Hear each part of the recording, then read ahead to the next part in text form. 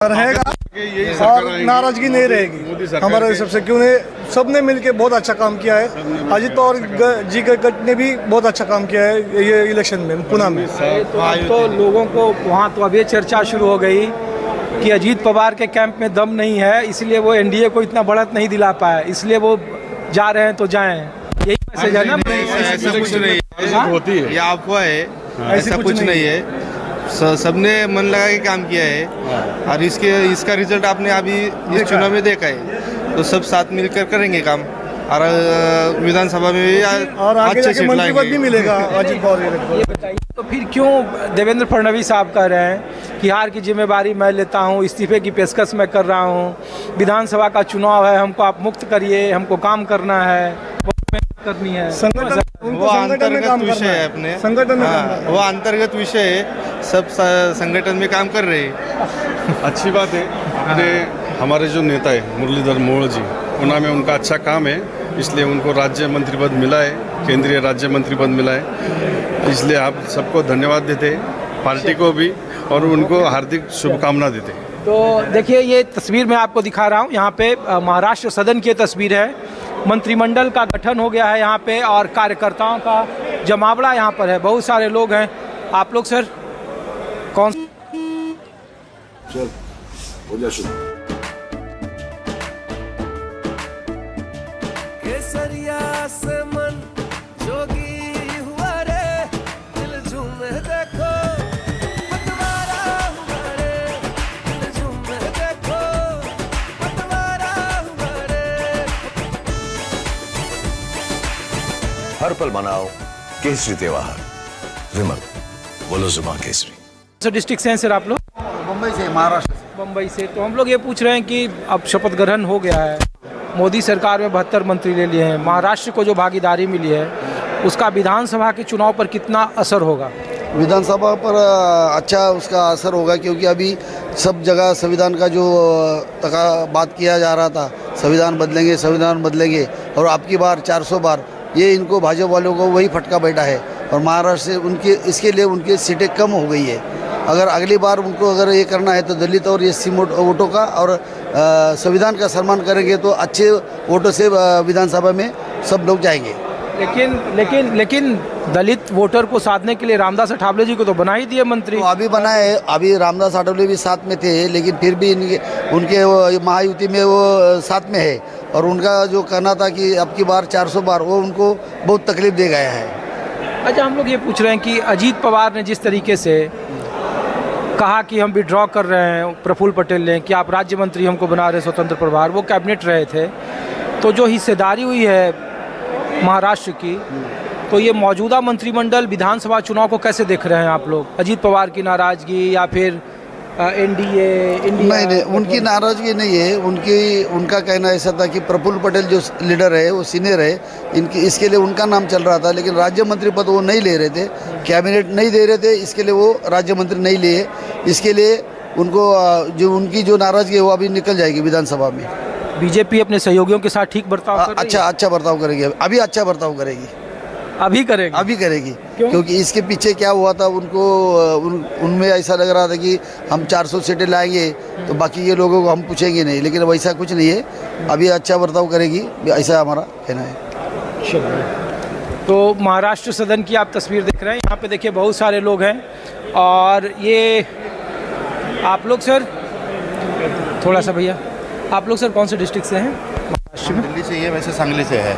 अच्छा, आप लोग दिल्ली से हैं। हाँ, किसी से मिलने आए आप लोग? हाँ। अच्छा, हम लोग ये पूछ रहे हैं कि मोदी जी ने तीसरा शपथ ले लिया है। हाँ। नया मंत्रिमंडल है। हाँ। दिल्ली से एक मिला है हिस्सेदारी, बगल में हरियाणा से 3 रहे हैं। तो हम पूछ रहे हैं कि हरियाणा में चुनाव है, दिल्ली में चुनाव है, तो ये मंत्रिमंडल जो गठित हुआ है उसका कैसा असर इम्पैक्ट होगा, किस तरीके से देख रहे हैं अगले 5 साल के कार्यकाल को, 4 राज्यों के विधानसभा चुनाव? नहीं, आप अगले 5 साल का सोच के पूछ रहे हो या आने वाले विधानसभा के बारे में? दोनों पूछ रहा हूँ। पहला तो लिटमस टेस्ट विधानसभा चुनाव है, दिल्ली हरियाणा। आने वाली विधानसभा मेरे ख्याल से गोवा, महाराष्ट्र और हरियाणा एक साथ आने वाली है, और यहाँ पे जो फेरबदल किया है इन्होंने, इसका ज़रूर फ़ायदा मिलेगा। अगर आप स्टेट वाइज बात करोगे, हरियाणा में राव इंद्रजीत सिंह को और किशन पाल जी को और खट्टर साहब को जो मिनिस्ट्री मिली है, तो खट्टर साहब तो पुराने मुख्यमंत्री रहे, तो इसके लिए उनको कैबिनेट मिनिस्ट्री मिली है और उन्हें क्षेत्र वाइज पूरी तरह से उनको लेवल बना दिया गया है। और सेम उसी तरह महाराष्ट्र की बात करें तो महाराष्ट्र में मराठवाड़ा छोड़ के और कोंकण छोड़ के सब जगह पूरा संतुलन बना के रखा है, कास्ट वाइज भी संतुलन बना के रखा है। और गोवा में 2 लोकसभा सीटें, उसमें से 1 को मंत्री पद दिया हुआ है। संतुलन कहाँ है? शपथ ग्रहण हुआ नहीं कि प्रफुल्ल पटेल कह रहे हैं कि हमको स्वतंत्र प्रभार दे रहे थे, हम नहीं मंत्री बन रहे हैं। प्रफुल्ल भाई जिस पार्टी के 40 MLA हो, आखिरी वक्त में आपके साथ आया हो, शरद पवार जैसे दिग्गज नेता का साथ छोड़ आया हो, मराठवाड़ा आपसे नाराज हो, चुनाव के नतीजे आपके सामने हैं, ऐसे में लोग पूछ रहे हैं कि अजीत पवार की नाराजगी या फिर अन्य जगहों पे जिस तरीके से समीकरण बैठाया गया है, पुराने चेहरों को जगह दी गई है, क्या ये विधानसभा चुनाव में मददगार होगा या कुछ उसमें और गुंजाइश है? हम तो ये आम लोगों से नहीं, आप प्रफुल्ल पटेल जी की बात कर रहे हो तो राष्ट्रवादी कांग्रेस पार्टी को सिर्फ 1 ही सीट मिली गई है और प्रफुल्ल पटेल जी इसके पहले यूनियन मिनिस्टर थे, तो उनको राज्य मंत्री या स्वतंत्र दर्जा देना उनको लेना जायज़ नहीं लगा और उनको एक कमिटमेंट किया हुआ है कि अगले कैबिनेट जो एक्सपेंशन होगा उसमें उनका जरूर विचार किया जाएगा। महाराष्ट्र की बात रही महाराष्ट्र की, महाराष्ट्र में जो मराठा रिजर्वेशन का फैक्टर है वो मराठवाड़ा और पूरे महाराष्ट्र में उसका इफेक्ट आ गया है और उसके लिए बीजेपी की जो कमेटी है या स्टेट प्रेसिडेंट जो बीजेपी है वो इसके बारे में ज़रूर विचार करेगी और जिन जिन लोगों को राज्यसभा देना है, 2 सीटें राज्यसभा की रिक्त हो रही है, उसके ऊपर भर के उसको पूरा किया जाएगा, लोगों की नाराजगी दूर की जाएगी। अच्छा, ये डैमेज कंट्रोल बिल्कुल कवर किया जाएगा, डैमेज कंट्रोल। तो ये लिटमस टेस्ट में बीजेपी पास हो जाएगी? बिल्कुल पास हो जाएगी, 100% पास हो जाएगी, इसमें कोई शंका ही नहीं है।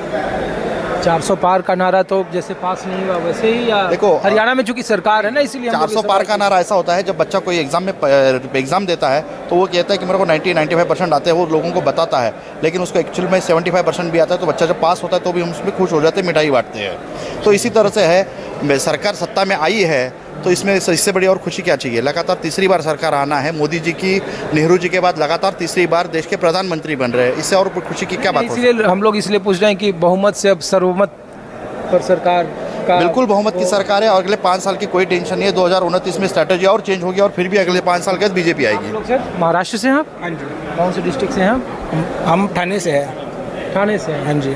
तो हम लोग ये पूछ रहे हैं कि जो मौजूदा मोदी सरकार का मंत्रिमंडल है, महाराष्ट्र की जो भागीदारी है, अजीत पवार की नाराज़गी आई है सामने, तो क्या ये फैक्टर चुनाव में होगा? विधानसभा का चुनाव है 3 महीने के बाद, तो महाराष्ट्र की राजनीति कैसे देख रहे हैं?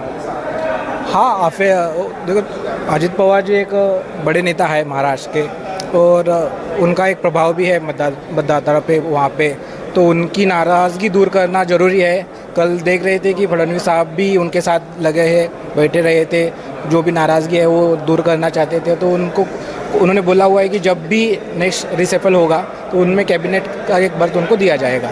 विधानसभा चुनाव को कैसे देख रहे हैं? जो मौजूदा लोग चुनाव तो चैलेंजिंग रहेगा, जो ये बीजेपी, राष्ट्रवादी और शिंदे गुट की जो शिवसेना है, इनके लिए चैलेंजिंग तो रहेगा, क्योंकि जब तक लोकसभा के नतीजे नहीं आ रहे थे तो कन्फ्यूजन था कि मतदाता किसके साइड पे है, ये पता नहीं चल रहा था, लेकिन इससे अभी पता चल गया है कि मतदाता बहुत नाराज़ है रूलिंग पार्टी से, तो काफ़ी काम करना पड़ेगा। जो भी प्रोटेस्ट चल रहे हैं मराठा रिजर्वेशन को लेके, उसको किस तरह से हैंडल ये लोग करेंगे, उस पर बहुत ज़्यादा परिणाम जो आने वाले विधानसभा चुनाव का जो है वो डिपेंड करता है। और जो मंत्रिमंडल में भागीदारी मिली है उसको कैसे देख रहे हैं? महाराष्ट्र को सपोर्ट करेगा या अभी भी चैलेंजिंग है? नहीं, जैसे अभी मेरे पहले वाले भी जो अतिथि थे उन्होंने बताया कि मराठवाड़ा रीजन में बहुत ज़्यादा नुकसान बीजेपी को हुआ है और अभी नए मंत्रिमंडल में मराठवाड़ा से कोई तो रिप्रेजेंटेशन ज़रूरी था उस डैमेज कंट्रोल करने के लिए, तो वो वहाँ पे बनते हुए दिखा नहीं है, तो उसका थोड़ा सा असर रहेगा इस पर। तो आप महाराष्ट्र सदन से माहौल क्या है देख रहे हैं? चूँकि मराठवाड़ा आंदोलन हो या फिर मोदी सरकार में जो 72 मंत्रियों ने शपथ ली है और